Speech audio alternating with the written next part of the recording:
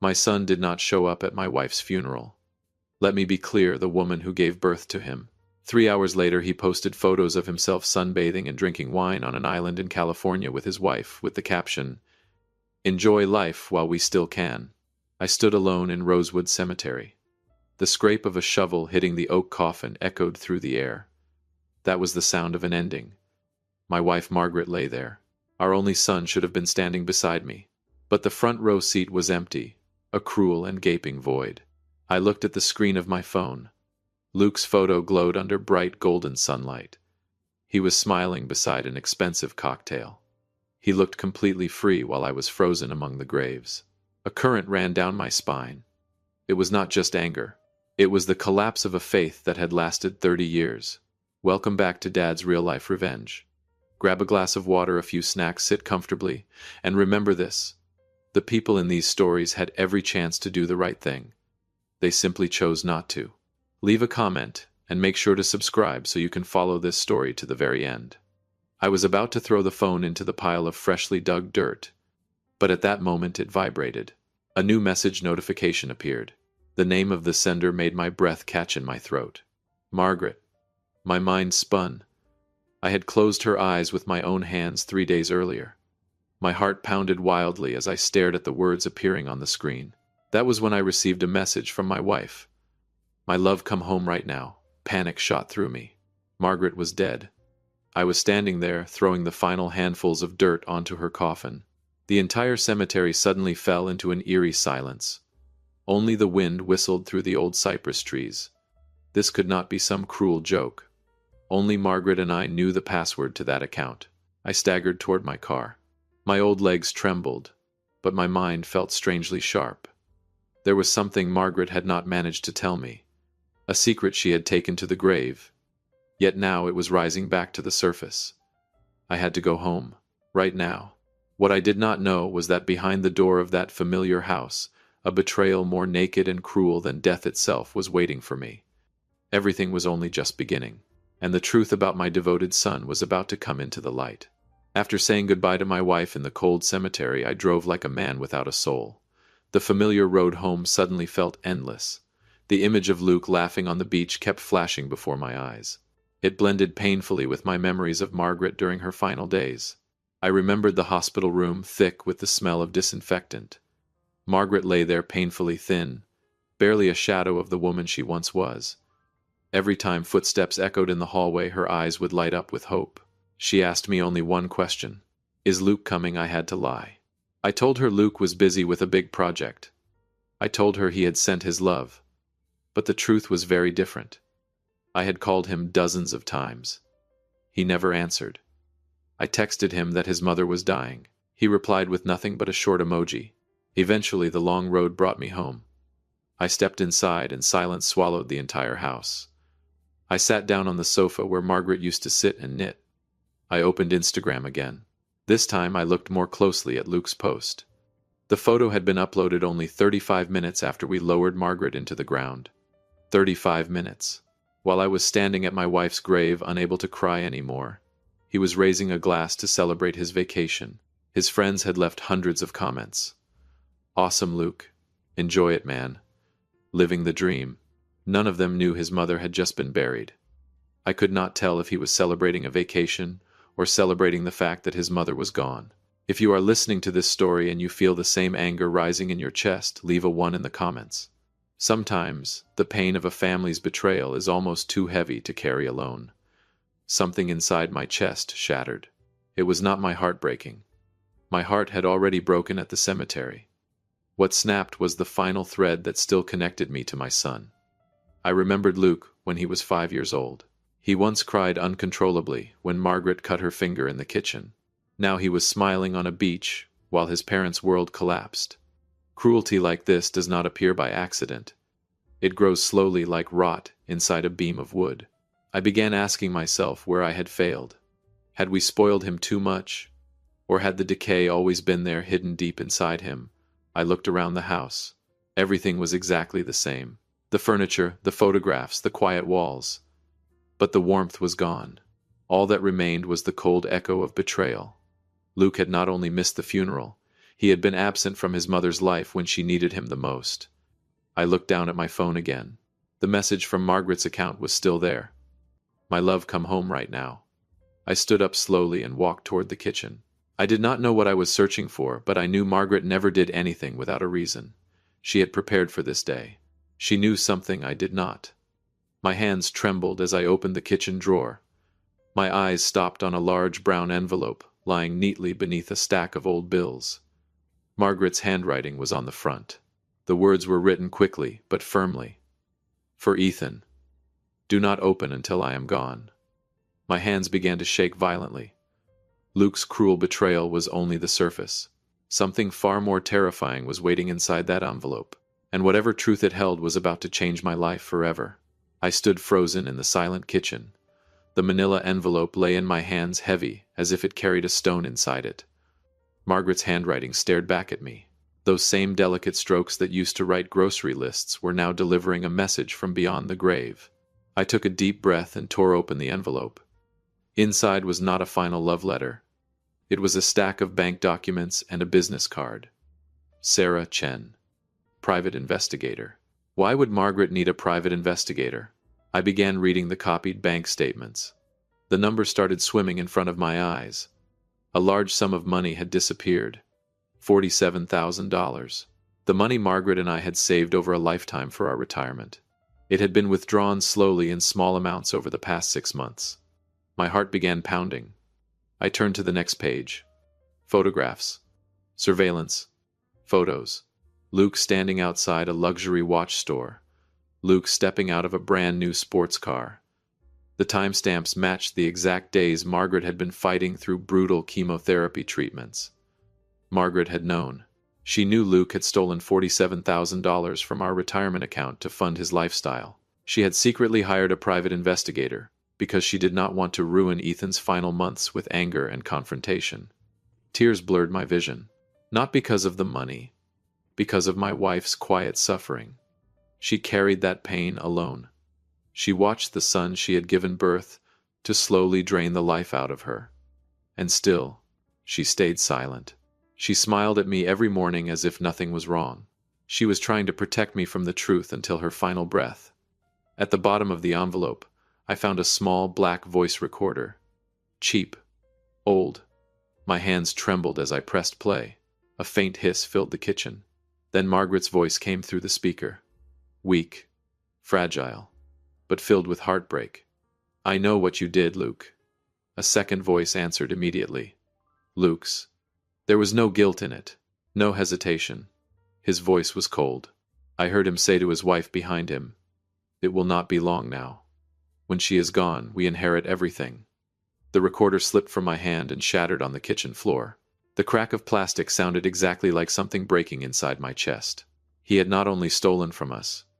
He had been counting down the days until his mother died. To him, Margaret's death was an investment opportunity. My grief was nothing more than a financial bonus. I collapsed onto the cold kitchen floor.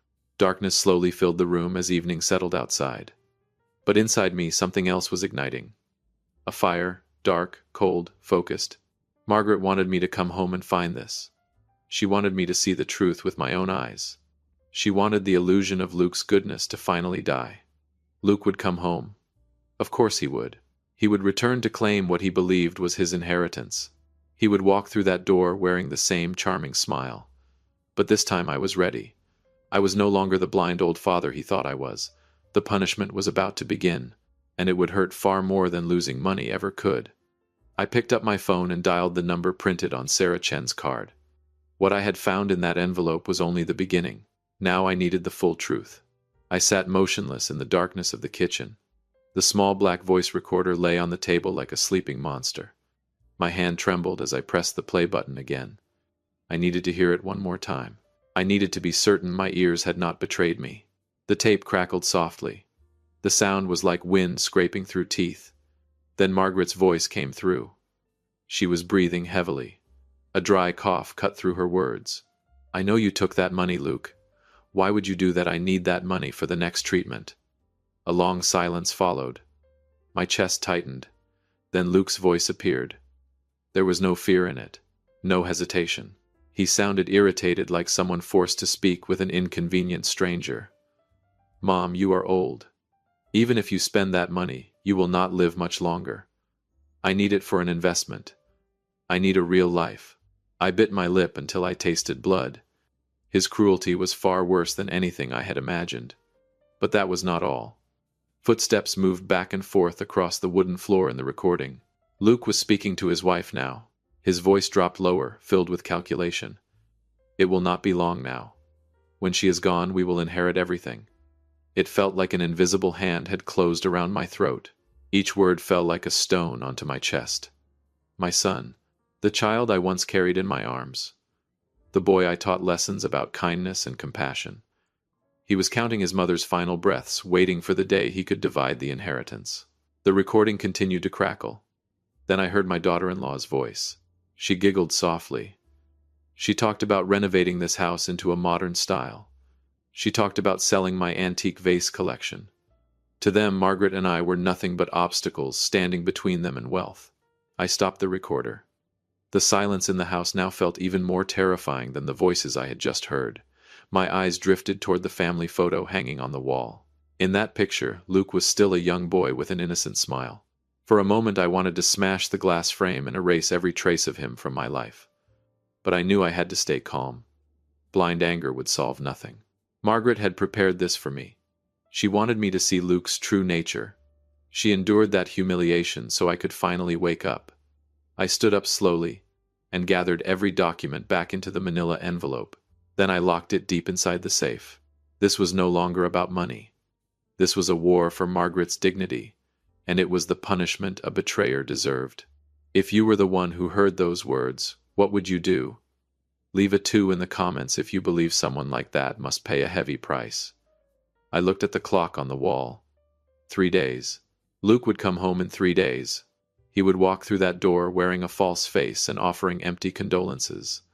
He believed I was a blind old man controlled by love. He had no idea I had heard everything. I would wait for him, right here in this house. The very place where he had planned to strip us of everything. The script had already been written. And this time I was the one holding the controls. 3 days later, the roar of a luxury engine outside shattered the silence of the house. I stood behind the living room curtain. A shiny black SUV rolled into the driveway. Luke stepped out. He was wearing expensive sunglasses. His skin was deeply tanned after days under the California sun.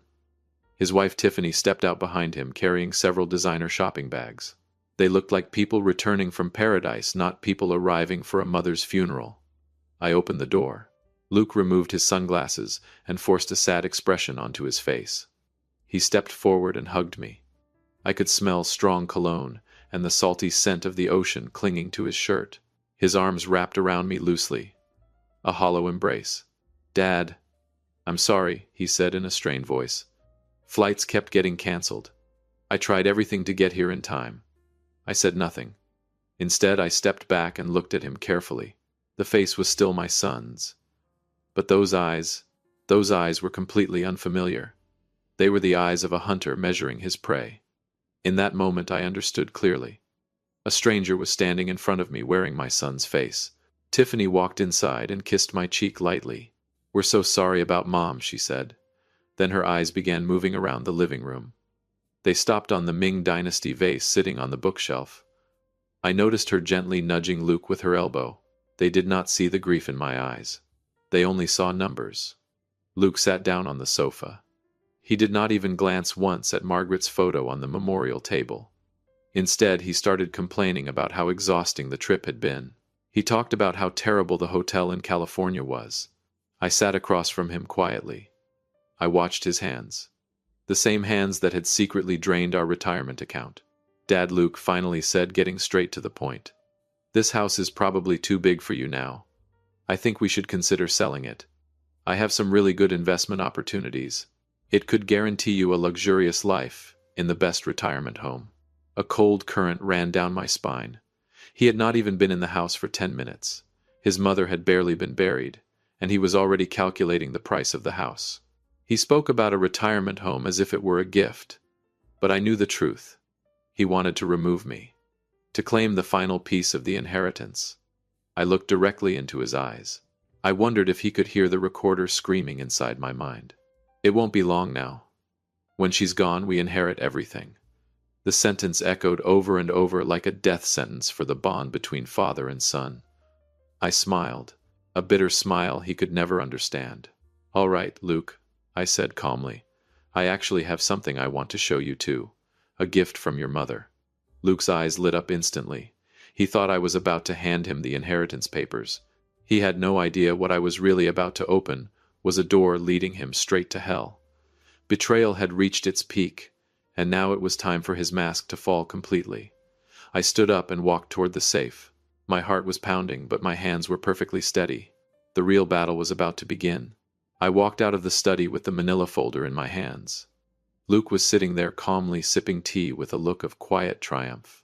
Tiffany was standing nearby using her phone to photograph Margaret's porcelain plate collection. Perhaps she was already sending the pictures to some appraiser.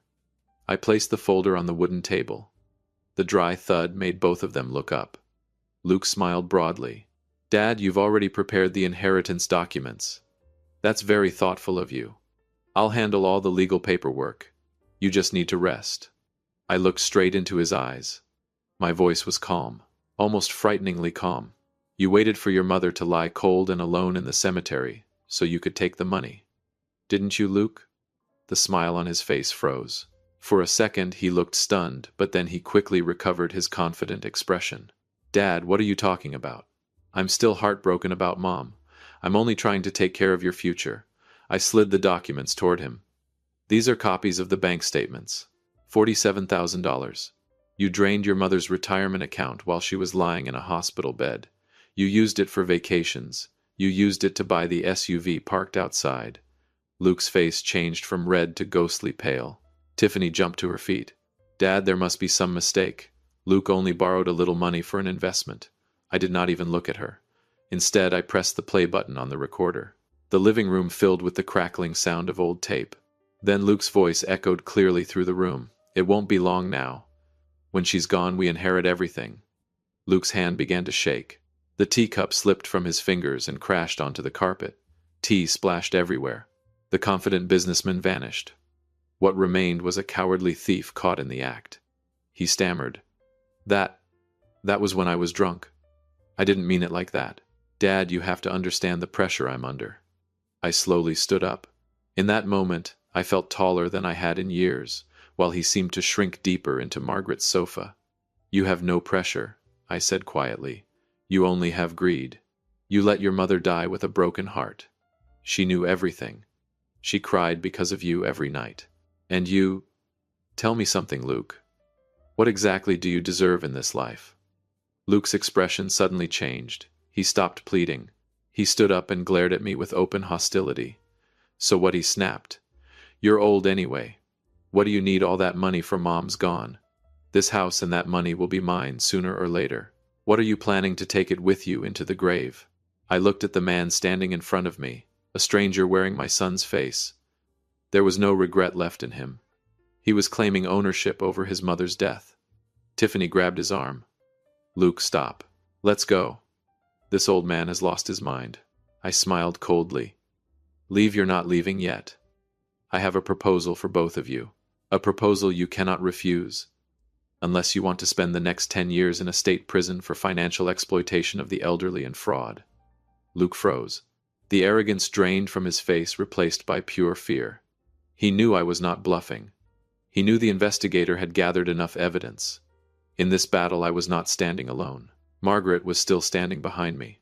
Luke stood frozen in the middle of the living room. The aggression he had shown earlier had completely vanished.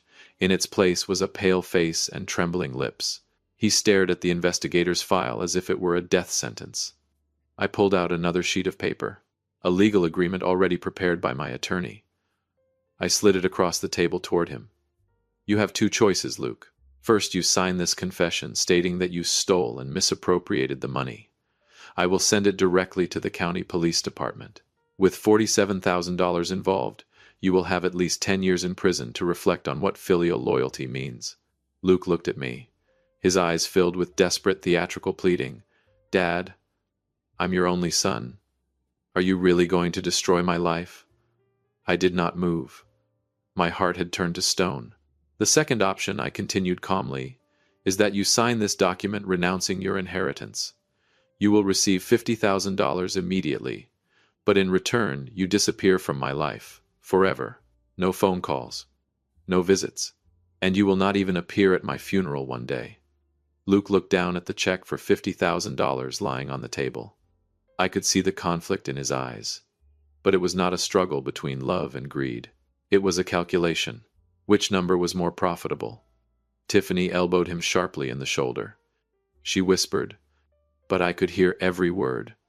Sign it, Luke. 50,000 is enough to pay those people back. So that was it. He was in debt. He had stolen his mother's money to save himself. But he did not have the courage to admit it. Instead, he allowed her to die with bitterness in her heart. Luke picked up the pen. His hand trembled violently. He did not look at me even once. He signed quickly, so quickly, the ink had not even finished drying. Then he grabbed the check like a starving animal. He did not ask how I would live alone. He did not ask whether I would be all right. His cowardice made me feel sick. For a moment I had hoped he would cry. I had hoped he would fall to his knees and beg for forgiveness. But no. He only cared about the check. He and Tiffany quickly gathered their things. They rushed out of the house like people fleeing a crime scene. I stood in the doorway and watched the black SUV disappear down the road. That was the last time I ever saw my son's face. A fair exchange. I bought my peace with money, and I sold the pain called blood ties. The house suddenly felt enormous. But this time the silence was no longer heavy. Instead, it felt strangely light. Margaret had been right. You cannot keep cancer inside your body simply because it carries your name. I walked back inside and picked up Margaret's photo frame. It's done, Margaret, I whispered. But deep down I knew the story was not over yet. People who live by betrayal eventually learn that money is never enough to buy safety. Stay with me a little longer, because the son who betrayed me might not be finished yet. 3 months passed after the day I escorted my only son out of my life. I sat in the library while the late afternoon sunlight stretched across the wooden floor. My phone vibrated. It was an email from Alexander. The investigator had continued to monitor Luke at my request. I opened the attachment. The photos that appeared filled me with a strange mixture of sorrow and cold justice. Luke was in Phoenix, but not in the luxury villa he had always dreamed about. He was standing outside a cheap casino looking disheveled and exhausted. The $50,000 check I had given him had not changed his life. It had only awakened the gambling demon already living inside him. The money was gone. In the photos, Tiffany was no longer beside him. She had disappeared the moment the last dollar vanished into a slot machine.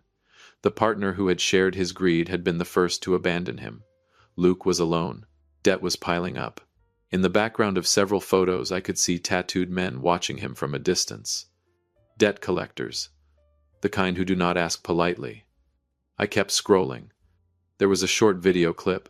Luke was trying desperately to call someone. His face looked hollow. His eyes were bloodshot from sleepless nights and panic. The polished businessman I once knew had vanished. Now he looked like a ghost, waiting for one last chance to survive.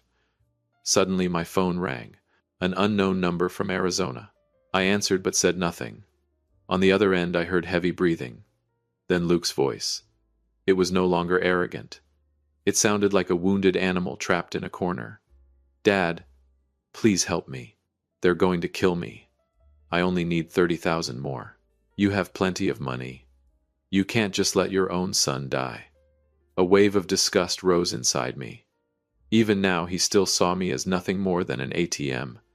He did not ask about my health. He did not apologize for Margaret. He only talked about money. If you don't send it, Luke suddenly snarled, his voice turning aggressive. I'll go online. I'll tell everyone you're a cruel man who threw his son out right after his mother's funeral. I'll destroy your reputation in that little town of yours. I smiled softly. The smile of a man who was finally free. You forgot something, Luke. I said slowly. You signed a written confession of theft. Every piece of evidence showing you stole your mother's money is still locked in my safe. You're trying to blackmail the man holding the key that could send you to prison. Silence. On the other end of the line, only the sound of wind moved through the phone. Luke understood. He had lost. Completely. He had sold his soul to the devil, and now the devil had come to collect the debt. I ended the call. I felt no heartbreak, only peace. Luke had chosen his path. Now he would have to walk it to the end. The darkness created by his betrayal was finally closing around him. And as for me, I was preparing to fulfill the final wish Margaret had left behind. A new journey. One with no place for greed or betrayal. 2 weeks after the call from Phoenix, I was standing in the garden Margaret had loved so much. The roses she planted had begun to wither. I was trimming the branches when an old taxi pulled up outside the gate. Luke stepped out. He had grown so thin I almost did not recognize him.